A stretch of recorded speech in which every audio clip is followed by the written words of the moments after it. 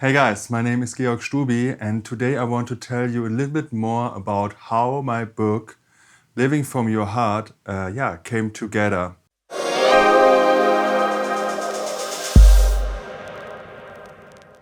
And it was a very organic process, and I was able, to implement lots of things that I learned in music production, and I realized that these things can be applied on any creative process. With what does it all start? It starts with the initial idea to write a book, or to write a piece of music, or maybe to paint a picture. And the next steps are the same in any creative process. So how did I approach this book? Well, at the beginning, I have to say, the title was not clear, and it was also not clear what exactly I am writing about.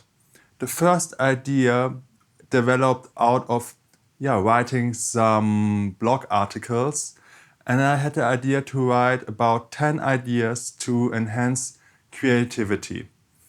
And I wrote down these 10 things, these 10 approaches, things like, for example, how to deal with perfectionism, or how to structure your day and structure your work in order to let your creativity really, really flow. Things like that. And I wrote these 10 articles, or this kind of mini book consisting out of these 10 articles, these 10 big ideas.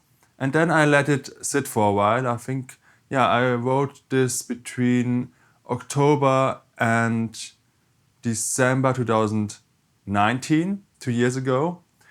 And I didn't touch it, didn't use it at all for like 2 or 3 months. And right before COVID hit, so February 2020, I came back to it and I read it. And I had the feeling that it's part of a book, but it's not the finished book. So I kind of bounced back and forth what else could be a part of this book. And I created a mind map with different topics, with different ideas, and these 10 ideas for enhanced creativity, were a part of it. And I actually now in the finished book put them into different chapters. So around these basic ideas, more and more organically grew. And in this process, there's something involved that I use all the time, and it's playing with the two basic ways we can think, with analysis and with insight. Analysis would be me sitting down and creating this mind map, writing the things down that are on top of my mind and that maybe are a little bit deeper than that. And I kind of quickly reach a point where I think, well, I'm done. That's everything that's connected to this project. And where I kind of metaphorically speaking hit a wall. And now I really, really know that this is only the start. It gets really interesting when I take a step back, close this book for a while, close this mind map for a while, and do something completely different. Maybe I go for a walk, maybe I have a conversation with a good friend, maybe I have a shower, maybe I do sports, yoga, meditation, something that pulls my attention from the task I was doing before.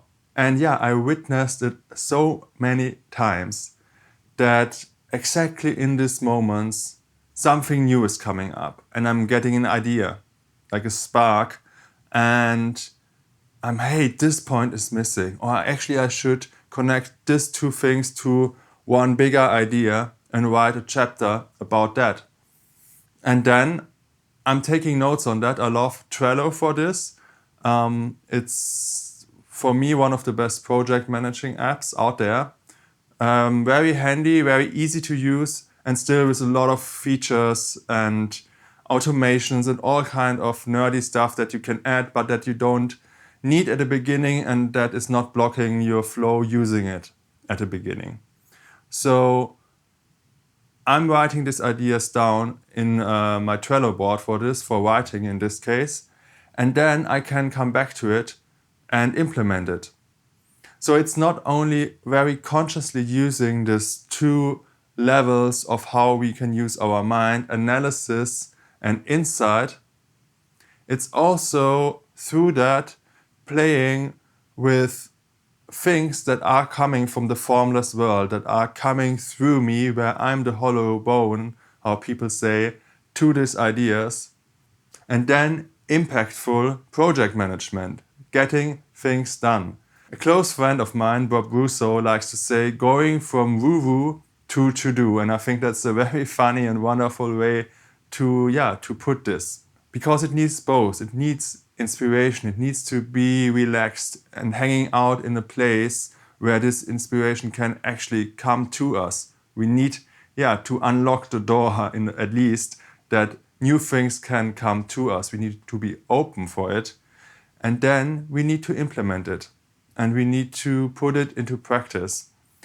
And Steve Chandler, one of my favorite coaches of all time, says that the law of attraction is a good thing. It's great to visualize things, to hang out in these spaces where our minds are very open and kind of ready for new insights, ideas to happen.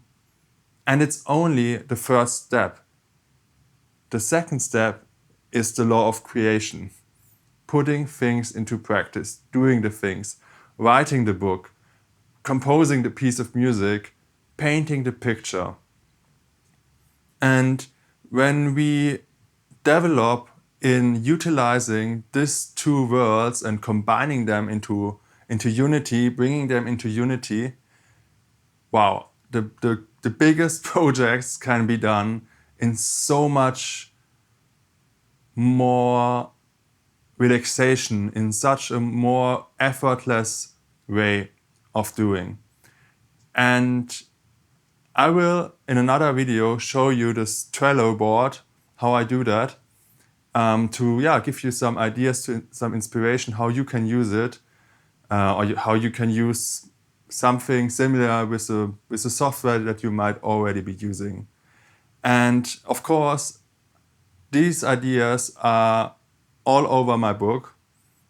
And if you want to go deeper into that, I really encourage you to read it and also to get in a conversation with me, because I love to speak about these things. I love to listen to your experiences, and I love to support you in doing these things more. I love to support you in discovering things like this and then putting it into practice.